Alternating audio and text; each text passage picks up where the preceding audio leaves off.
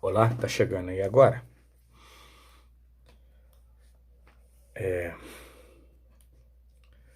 Aqui eu falo como alguém que conhece o Evangelho, de dentro da religião, e agora eu quero falar para você o que é o Evangelho fora da religião. O Evangelho fora da religião. Se inscreve aí, toca o sininho, você vai estar sempre recebendo uma notificação de um vídeo meu aí, evangelista Carlos Leão.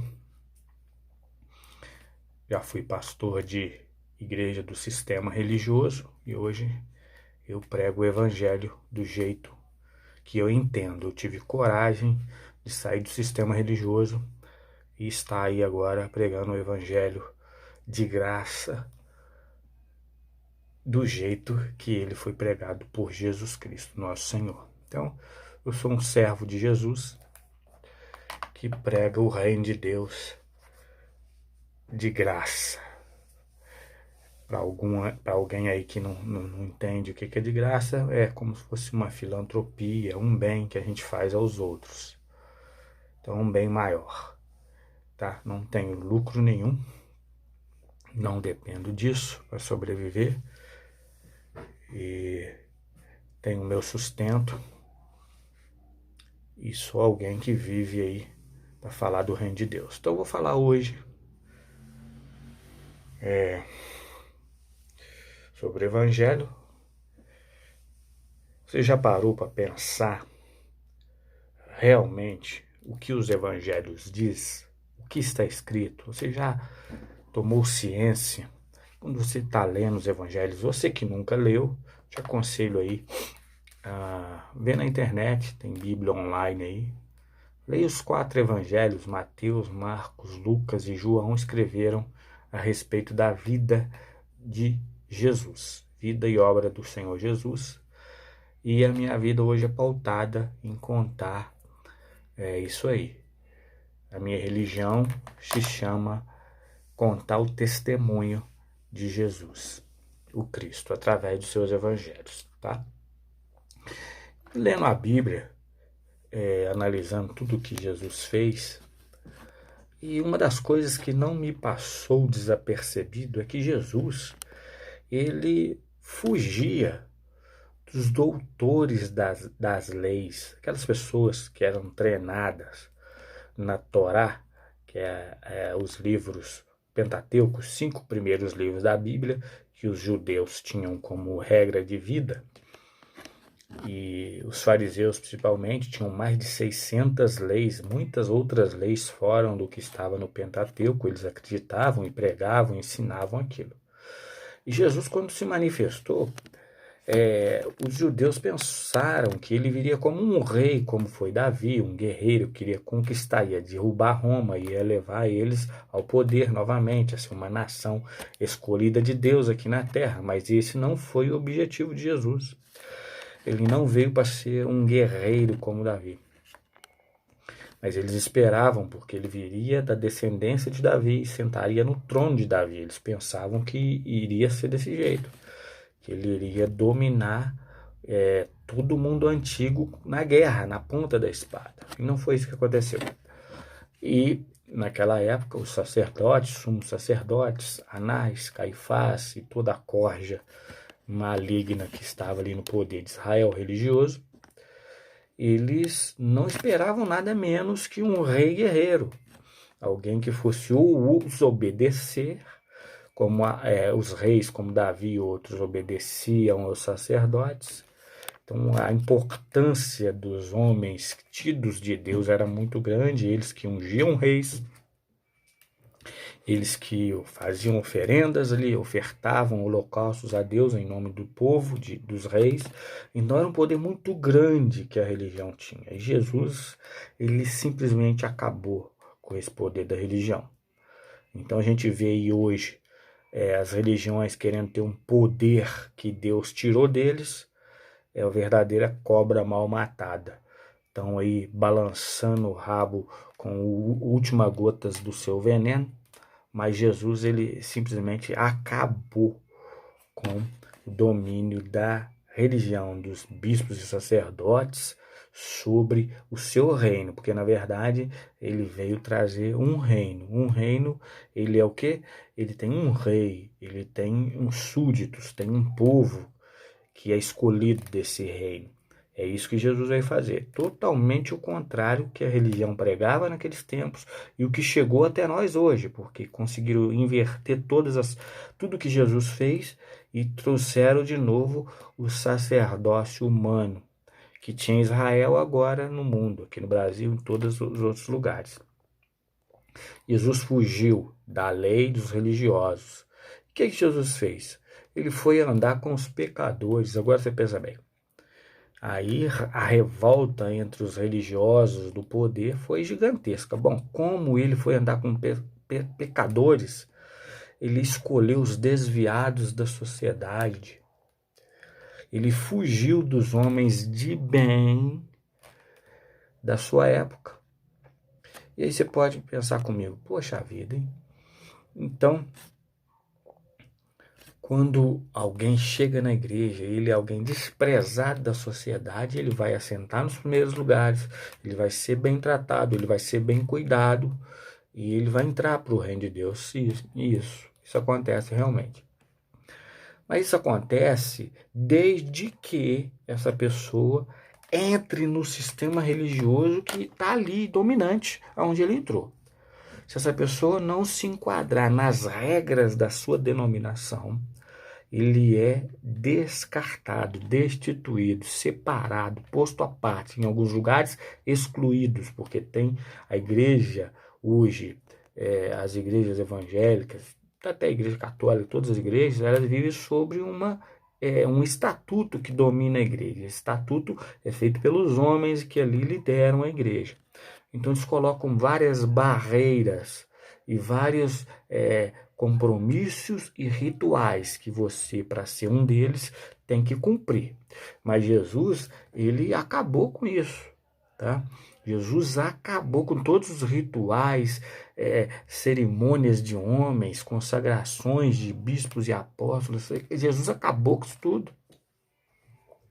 Mas eles continuam insistindo nessa tecla, porque isso é o que vende. Porque isso é bom. As pessoas querem ter alguém que põe a mão sobre a sua cabeça e lhe dê as coordenadas da vida. A pessoa não sabe que lá atrás, antes de Cristo, no começo do mundo, Deus falou assim, ó, que você domine sobre as coisas. Ele disse isso para o primeiro homem, para Adão. Isso serve para todos nós. Domine. Não seja dominado. Temos que ali respeitar as pessoas. Se você trabalha para alguém, respeita o seu patrão, tudo bem. Isso realmente é um fato. Mas a nível espiritual, não. Alguém nos ensina o caminho e nos deixa livre para termos o nosso contato direto com Cristo. Isso que ele ensinou. O que passar disso aí é engodo, é engano de homem. Jesus procurou os excluídos. Foi quem? Os publicanos, prostitutas, os mendigos, os doentes, todos aqueles que eram desprezados da sociedade. Ele disse que veio para eles, para os doentes, para os aproblemáticos. Ele não veio para os bons da religião, porque esses não precisam de Deus, rapaz. Você já sabe toda a sua cartilha, então você não precisa do Cristo verdadeiro.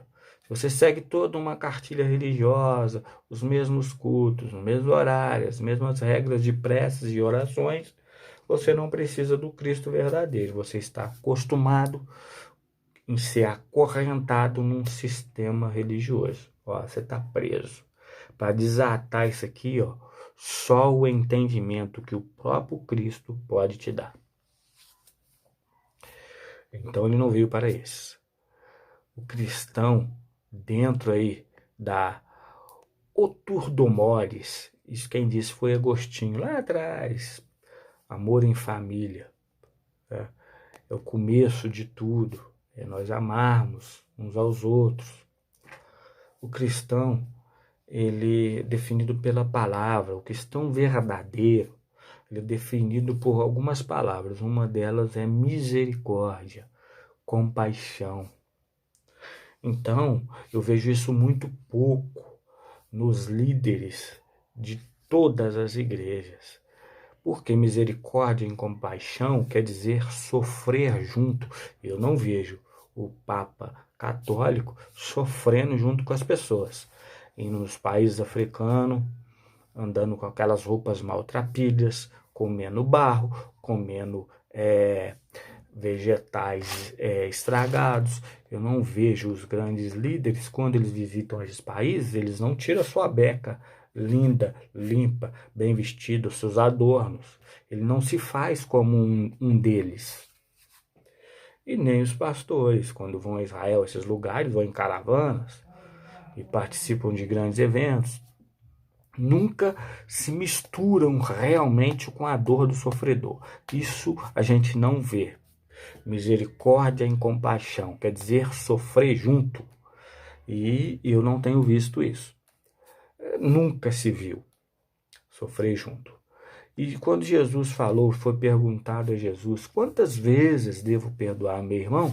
Jesus disse, 70 vezes 7. Aí você vê alguém hoje pregando por aí, isso todo mundo conhece, porque virou um ditado popular, e você vê as pessoas pregando e dizendo, tem que perdoar 70 vezes 7. 70 vezes 7, 490. Não tem nada disso, é besteira. É besteira que colocar na sua cabeça. 70 vezes 7 é um símbolo hebraico que quer dizer infinito, ininterrompível, não tem interrupção. É um círculo, uma aliança. O perdão é um símbolo que não se interrompe, ele é infinito. A compaixão e a misericórdia não tem fim. Está escrito isso também na Bíblia Sagrada, não é? Bom, para quem entende aí, quem não quer, procura no Google e digita, você vai achar que eu não estou aqui também para te dar carta marcada de nada. Você vai procurar saber isso. Se você quer entender do reino de Deus, não precisa acreditar em mim. Digita no Google que eu estou falando aqui, busca as referências que você vai achar tudo lá.